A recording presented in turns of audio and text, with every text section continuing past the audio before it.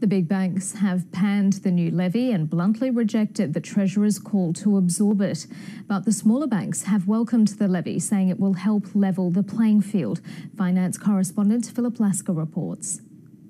Testing the Treasurer's new tax, and not surprisingly, it gets an early public pass mark.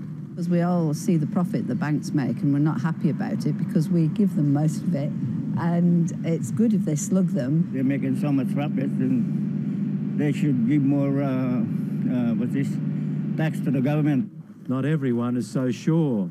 I think we'll all pay for that in the end, actually. Treasurer Scott Morrison has already called on the banks to absorb the costs. Tell them another story. Tell them you'll pony up and you'll help fix the budget. But the banks will hit either shareholders or customers.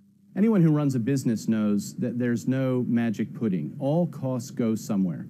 The biggest 5 banks will be hit with a levy costing at least $6.2 billion over 4 years.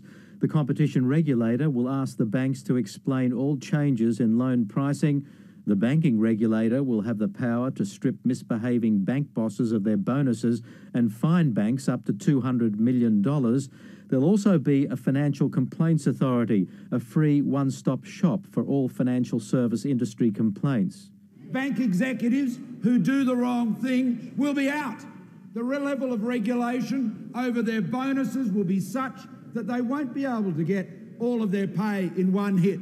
The big banks have written to their 150,000-strong workforce, warning customers will be hit by the measures which threaten both the banks and the economy.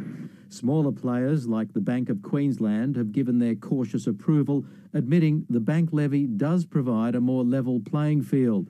But the war has only just begun. Philip Lasker, ABC News.